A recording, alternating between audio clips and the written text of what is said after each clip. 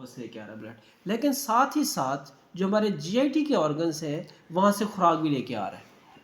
यही ब्लड वहाँ से पूरे बॉडी की नीड के मुताबिक खुराक भी लेके आ रहा है, जो लीवर से होकर इधर आ जाती है। तो अब ये ब्लड आया यहाँ पे,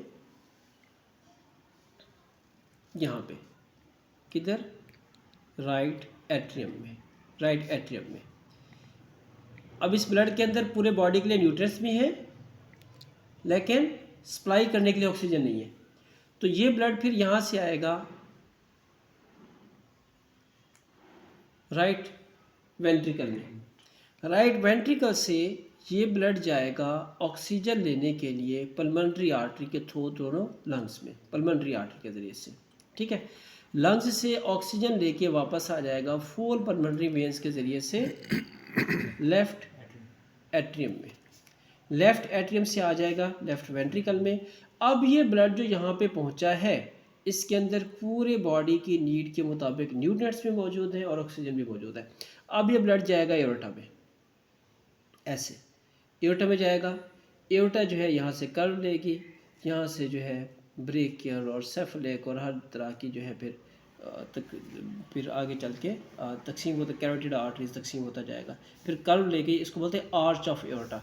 फिर ये नीचे एब्डोमिनल एओर्टा की तरफ आएगा, गुर्दों की तरफ ब्लड जा रहा है, लीवर की तरफ ब्लड जा रहा है, इंटेस्टाइन की तरफ ब्लड जा रहा है, ठीक है। और पेल्विक रीजन में रिप्रोडक्टिव ऑर्गन से यहाँ से डिवाइड होकर फिर लेग्स की तरफ ब्लड जा रहा है। क्यों जा रहा है? पूरे बॉडी को न्यूट्रिएंट्स भी प्रोवाइड कर रहा है और ऑक्सीजन भी प्रोवाइड कर रहा है, ठीक है।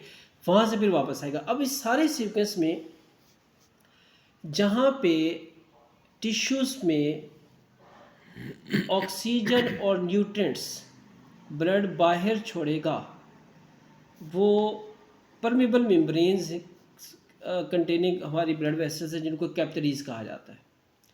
कैपिलरीज से न्यूट्रिएंट्स बाहर, ऑक्सीजन बाहर, न्यूट्रिएंट्स बाहर, ऑक्सीजन बाहर, वेस्टेज अंदर और कार्बन डाइऑक्साइड अंदर। ये फिर जैसे वापसी का सफ़र शुरू करेगा, वहाँ यहाँ पे बनेंगे विनोल्स, ये वेंस की किस्में हैं।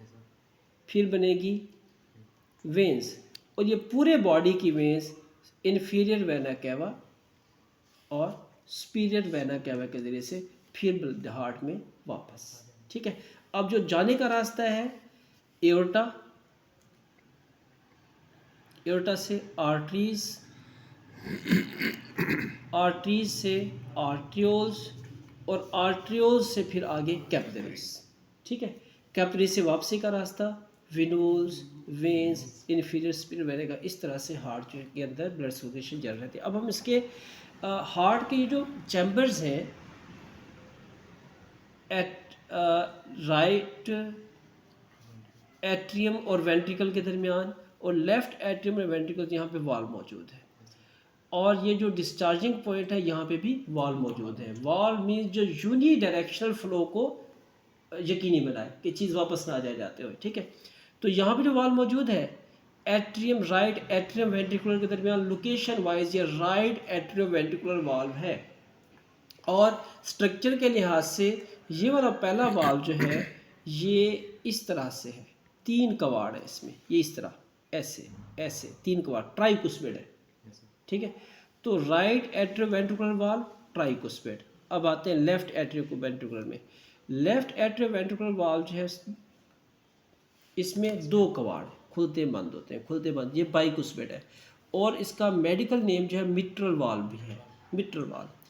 और ये जो पल्मोनरी आर्टरी के मुंह पे लगा हुआ है और जो एओर्टा की ओपनिंग पे लगा हुआ है, ये पल्मोनरी वाल्व हो गया, ये एओर्टिक वाल्व हो गया। स्ट्रक्चर वाइज ये ऐसे हैं, चांद बना हुआ है, देखो ये चांद बना हुआ है। तो ये सेमिल्यूनर, आधा चांद, सेमिल्यूनर वाल्व है, ठीक है। तो वाल्व फिर रिपीट कर रहा हूँ, राइट एट्रियो वेंट्रिकुलर वाल्व जो है वो ट्राइकुस्पिड, लेफ्ट एट्रियो वेंट्रिकुलर वाल्व जो है वो बाइकुस्पिड, पल्मोनरी एओर्टिक वाल्व जो है दोनों सेमिल्यूनर, ठीक है। अब हार्ट की हम देख लेते हैं जो इसकी लेयर्स हैं। जो इसके हार्ट के बाहर एक ग्लाफ्सा है वो पेरिकार्डियम है, उसके अंदर जो मस्कुलर लेयर है जो पंपिंग की ज़िम्मेदार है वो मायोकार्डियम है, कार्डियम है। जो इंटरनल लेयर है वो एंडोकार्डियम है, ठीक है। तो यह है हार्ट की मुकम्मल एनाटॉमी। वो एरिया जहाँ पे हार्ट पैदा है, लोकेशन को देखते हैं। दोनों लंग्स के दरमियान में मीडियल टू लंग्स, स्टर्नम के पीछे पोस्टीरियर टू स्टर्नम, ठीक है। और वो एरिया जहाँ पे हार्ट पाया जाता है उस एरिया का नाम है मीडिया स्टाइनम। मीडिया स्टाइनम, ये कई दफ़ा पूछा जा चुका है, ठीक है। तो जिस एरिया में हार्ट पाया जाता है उस एरिया का क्या नाम है? मीडिया स्टाइनम। डायफ्राम से ऊपर होता है हार्ट जो है, ठीक है, और क्लेविकल से नीचे होता है, ठीक है।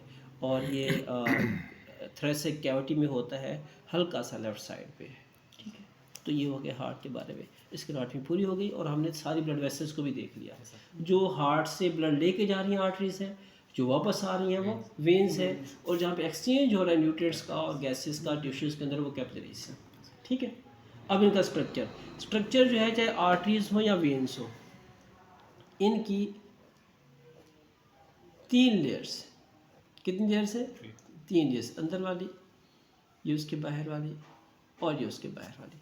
जो इंटरनल लेयर है ये टुनिका इंटीमा है, दरमियान वाली टुनिका मीडिया, बाहर वाली टुनिका एक्सटर्ना, ठीक है। डिफरेंस क्या है? आर्टरीज में इलास्टिसिटी ज़्यादा है, लचक ज़्यादा है, वेन्स के अंदर वाल्व पाए जाते हैं, वेन का ब्लड जाते हुए वापस नहीं आ सकता, वाल्व होते हैं इसके अंदर, ठीक है। तो ये सिर्फ डिफरेंस है। तो जो कैपिलरीज होती हैं, कैपिलरीज सिर्फ बेसमेंट मेम्ब्रेन के ऊपर इंडोथेलियल सेल्स होते हैं, इनके ऊपर ये 3 दीवारें नहीं होती। यही वजह है कि बड़ी आसानी से न्यूट्रिएंट्स बाहर चले जाते हैं, ऑक्सीजन बाहर चला जाता है, कार्बन डाइऑक्साइड अंदर आ जाता है और वेस्टेज अंदर आ जाती है, ठीक है। तो ये इनका स्ट्रक्चर भी हो गया और इनकी डेफिनेशन भी हो गया। इससे मुतल्लिक़ कोई क्वेश्चन? ये है कार्डियो